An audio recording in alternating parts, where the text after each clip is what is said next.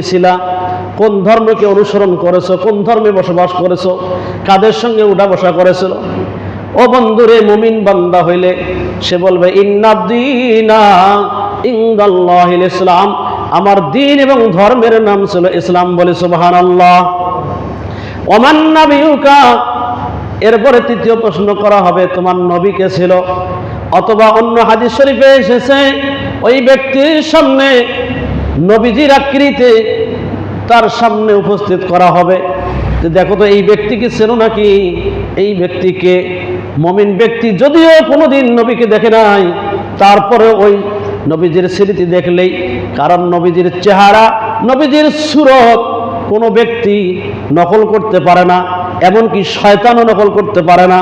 বিশ্ব নবী মুহাম্মদ সাল্লাল্লাহু আলাইহি সাল্লামের দৃশ্য যখন তার সামনে উপস্থিত করা হবে, সঙ্গে সঙ্গে মুমিন ব্যক্তি বলবেন ইনি হলেন আমাদের নবী জনাবে মুহাম্মদুর রাসূলুল্লাহ সাল্লাল্লাহু আলাইহি সাল্লাম, ইনি আমাদের নবী। বলে সুবহানাল্লাহ। মুমিন ব্যক্তিরা যখন এইভাবে তিনটি প্রশ্নের জবাব দিবে বন্ধুগণ, মানুষের মৃত্যুর পর প্রথম ঘাটি হলো কবর, প্রথম মঞ্জিল হলো কবর। এই প্রথম মঞ্জিল, প্রথম ঘাটিতে তিনটি প্রশ্ন সবাইকে করতে হবে। যে গরিব, যে ধনী, রাজা বাদশাহ, ফকির ফকরানি, রিক্সা চালক, ভ্যান চালক, আইসক্রিম বেকা, বাদাম বিক্রি করাতা, যত শ্রেণীর লোক আছে সমস্ত শ্রেণীর লোককে কবরে যাওয়ার পর এই তিনটি প্রশ্ন করা হবে।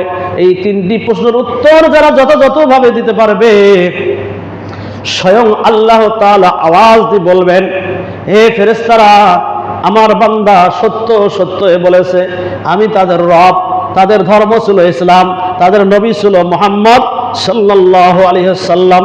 তিনটি প্রশ্নের জবাব দেওয়ার পরে আল্লাহ তাআলা ঘোষণা করবে, হে ফেরেশতা, আমার বান্দা তো সত্য সত্যই জবাব দিয়েছে, তোমরা তাড়াতাড়ি করে জান্নাত থেকে কবর পর্যন্ত আমার জান্নাতের একটা দরজা, জান্নাতের একটা খিড়কি তোমরা খুলে দাও। বলে সুবহানাল্লাহ।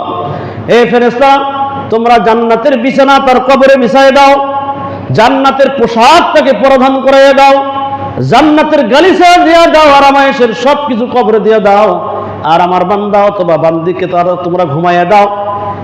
এক ঘুমে যেদিন কিয়ামত হবে, সবাই উঠতে হবে, সেই দিনে সে ঘুম থেকে উঠবে। বলে সুবহানাল্লাহ। আমার বন্ধুগণ, যারা এই তিনটি প্রশ্নের প্রথম মঞ্জিলে জবাব দিতে পারবে, তার কবরটা শুরু থেকে শেষ পর্যন্ত জান্নাতের টুকরায় পরিণত হবে। বলে সুবহানাল্লাহ।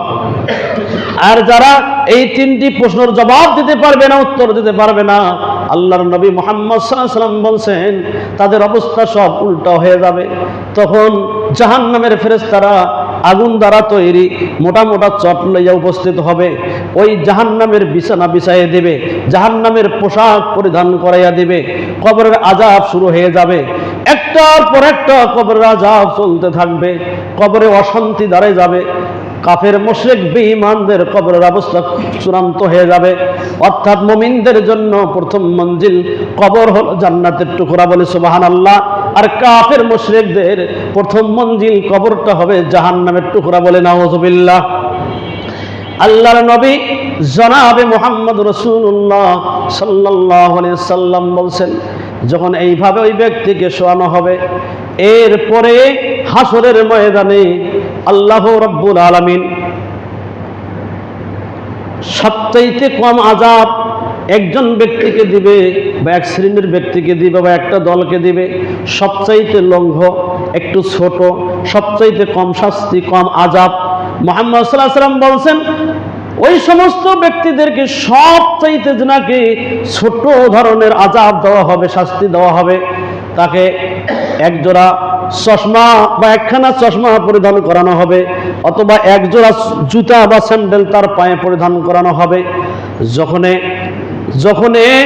তার চোখের মধ্যে চশমা পরানো হবে, অথবা পায়ের মধ্যে একজোড়া জুতা বা স্যান্ডেল পরানো হবে, সঙ্গে সঙ্গে তার মাথার মুশকি সবকিছু গলতে থাকবে, ফুটান্ত ডিমের পানির মতো মাথা ঘিলু সব ছিটে ছিটে যাবে, ফুটান্ত পানির মতো টকবক টকবক টকবক টকবক করতে থাকবে। এইভাবে আযাব শুরু হয়ে যাবে। ওই ব্যক্তি মনে মনে ধারণা করবে যে হায় আল্লাহ, আমার মনে হয় পৃথিবীর সব মানুষের চাইতে আমাকে বেশি শাস্তি দেওয়া হচ্ছে, আযাব দেওয়া হচ্ছে। তার ধারণা হবে মনে মনে যে আমার থেকে মনে হয় শাস্তি আর কাউকে দেওয়া হয় নাই, আমাকে বেশি শাস্তি দেওয়া হচ্ছে, সে সহ্য করতে পারবে না। অথচ রাসূল সাল্লাল্লাহু আলাইহি সাল্লাম বলছেন ওর থেকে নিম্ন আযাব আর কারো হবে না, সবচাইতে নিম্ন শাস্তি ছোট শাস্তি হবে যে আগুনের তৈরি জুতা পরানো হবে অথবা চশমা পরানো হবে, সঙ্গে সঙ্গে তার মাথার মগজ টকবক টকবক করে ফুটতে থাকবে, তার অবস্থা এরকম হয়ে যাবে। তাহলে যাদের পরিপূর্ণভাবে আযাব শুরু হয়ে যাবে তাদের অবস্থা কি হবে? আল্লাহ পাক রব্বুল আলামিনের নবী জনাবে মুহাম্মদুর রাসূলুল্লাহ সাল্লাল্লাহু আলাইহি সাল্লাম তিনি আরো ফরমায়াছেন, হে আল্লাহর বান্দারা, তোমরা অচিরে তোমাদের প্রভুকে দেখতে পাইবা, এমন ভাবে দেখতে পাইবা সুন্দরভাবে, যেমন করে দুনিয়ায় যেমন ঈদুল ফিতরের চাঁদ যখন ওঠে তোমরা যখন আকাশের দিকে তাকাও চাঁদ দেখতে পাও, শত ভিড়ের মধ্যেও চাঁদ দেখতে তোমাদের অসুবিধা হয়।